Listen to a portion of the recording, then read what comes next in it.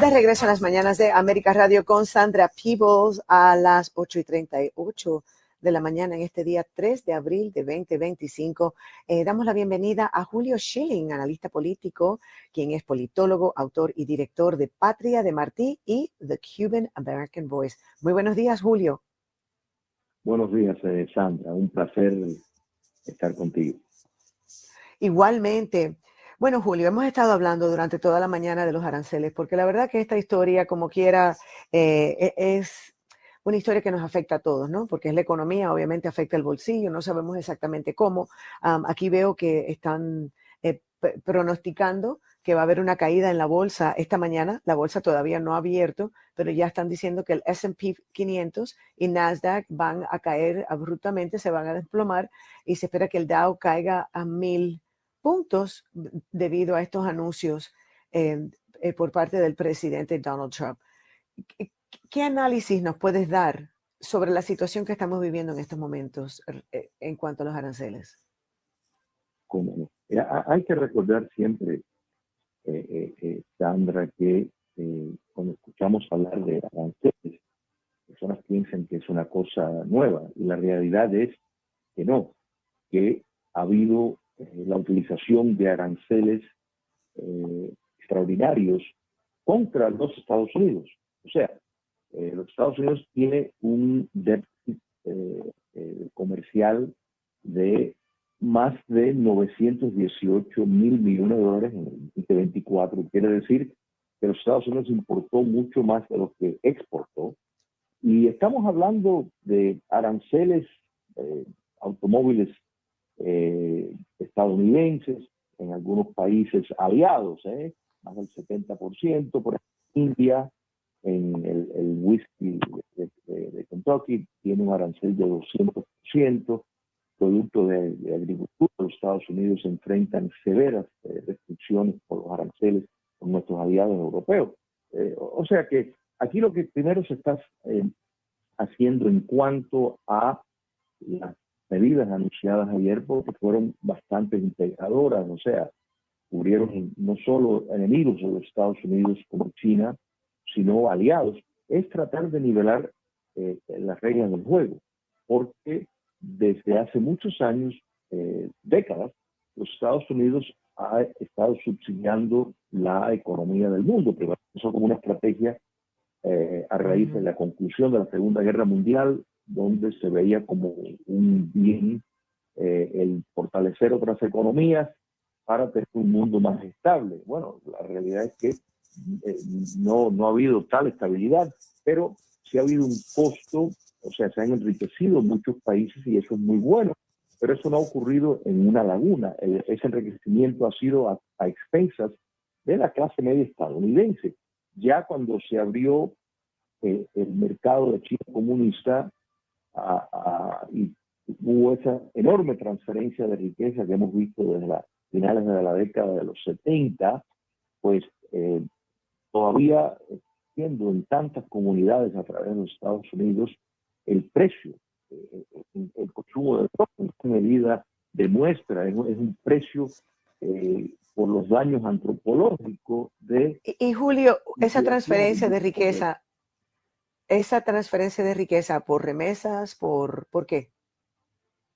Transferencia de riqueza porque fueron industrias que se fueron a China y fueron trabajos que lo hacían personas en gran medida sin títulos universitarios, familias enteras que vivían alrededor de pequeñas comunidades donde habían fábricas que, podemos decir, el propio Hialeah, Union Street, de Ciudad de New Jersey, aquí en Hialeah, para no irnos tan lejos. O sea, donde personas ganaban un sueldo digno y en muchos casos no tenían que trabajar tanto el esposo y la esposa, sino que el trabajo de uno era suficiente. Entonces, el argumento a favor, bueno, podemos decir que tal vez ha dado fuerza a un mayor una base de consumo, sí, que los productos determinados sean. Iba a señalarte que solamente tenía que trabajar un miembro. Te iba a señalar que solo tenía que trabajar un miembro de la familia, pero eso es antes que China comenzara a invadir este país y que nosotros nos convirtiéramos en consumistas, porque la verdad que y yo soy la primera, no critico a nadie, que compro cosas que no necesito porque está barato, cositas, Claro, y claro. pudiéramos parar eso.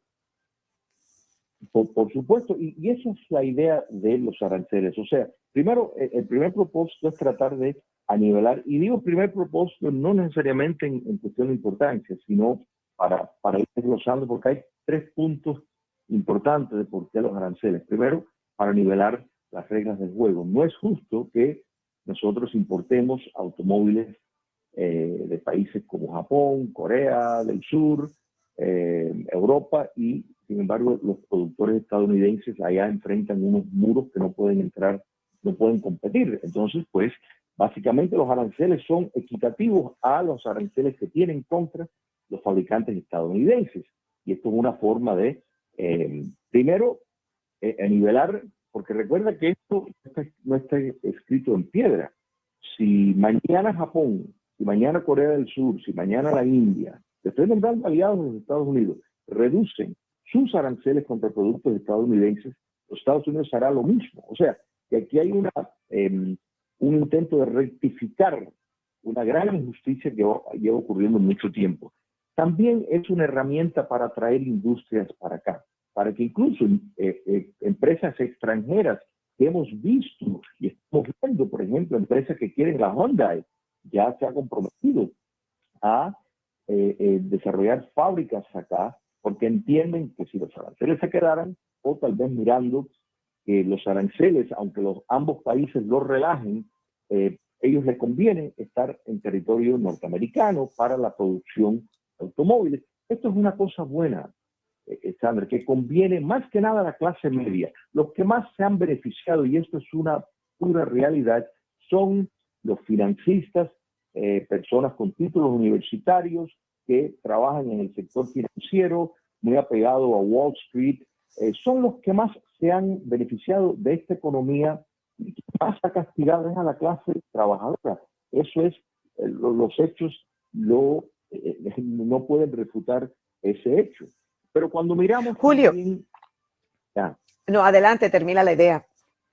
la idea de otro papel importante de las aranceles es castigar a practicantes de políticas que dañan a los Estados Unidos. En el caso de China, aparte de que aquí hay una cuestión seria de seguridad nacional, de que los Estados Unidos no puede depender de que 90% de los antibióticos sean producidos en China, que la mayor Claro. parte del equipo de tecnología, de radiografía venga de China. Eso no puede ser, porque China es un enemigo. Pero aparte, China tiene una política proactiva en la producción de fentanilo. Entonces, esto es una medida para castigar esa política criminal, que es una agresión contra la sociedad estadounidense, y tiene ese efecto. O sea, que es una herramienta, en este caso, llevando a los chinos lo que ellos llevan haciendo desde hace mucho tiempo, y es una guerra simétrica. Y estamos viendo de parte de los Estados Unidos enfrentándose a esa guerra asimétrica. Ya estamos hablando en el caso de China, en el caso de Vietnam, y queremos ver política contra regímenes socialistas en el hemisferio occidental, como Cuba, como Venezuela, como Nicaragua, como Bolivia. Esa es la idea, y para concluir la idea, recordemos, Ronald Reagan en su primer término tenía el gran reto de domar la inflación, que estaba elevadísimo, y la medicina agria fue, a propósito, mantener intereses altos para bajar la inflación. Hubieron muchos asesores que dijeron que era terrible, la bolsa también estaba dando gritos, banqueros, todo el mundo. Sin embargo, Reagan mantuvo la línea, y en cuestión de 2 años ya la economía logró alcanzar niveles sin precedentes. Y eso es lo que vamos a ver, con el favor de Dios, acá en los Estados Unidos, pero hay que tener un poco de paciencia. Y los mercados siempre, la bolsa siempre, si alguien estornuda, la bolsa se mueve un poco. Pero la calidad de vida no se debe de medir solamente por Claro. índices que más bien benefician a una clase que vive en otro planeta, Sandra, diferente al 98% de la población estadounidense. Julio, antes que se nos acabe el tiempo, quiero esta pregunta porque sabemos que Trump no aplicó los aranceles a Rusia, a Cuba y a Corea del Norte, obviamente enemigos, como estábamos hablando precisamente, como China. Pero, ¿qué es lo que importa a Estados Unidos de Cuba? Háblanos y ponnos en perspectiva por qué no les puso los aranceles y, en definitiva, ¿importa esto o no? Bueno, el problema es que básicamente no importa muy poco. O sea, de Rusia, de Cuba comunista, la importación de Corea del Norte es básicamente nula. O sea, no hay ese comercio, pero sí podemos ver en su momento lo que escuchamos cuando la administración Trump habló sobre el caso de Venezuela, de que si Venezuela, la dictadura venezolana me refiero, si el dictador Maduro no sigue determinadas pautas, que los Estados Unidos iba a penalizar por medio de aranceles a países que comerciaban y compraban petróleo venezolano y que comerciaban con Venezuela.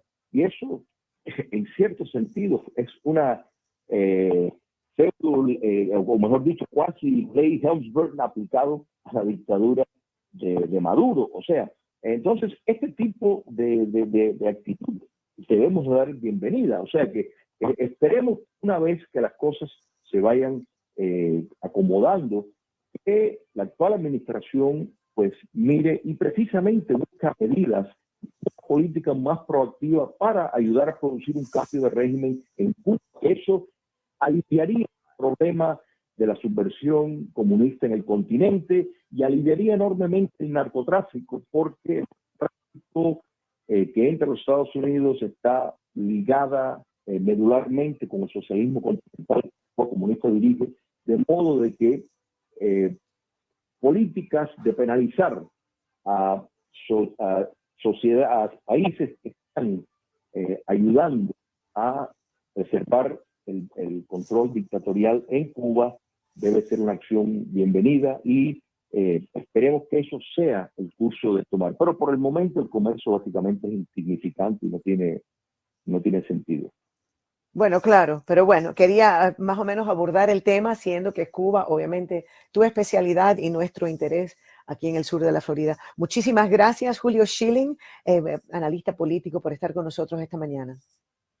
Como no, un placer. Hasta la próxima.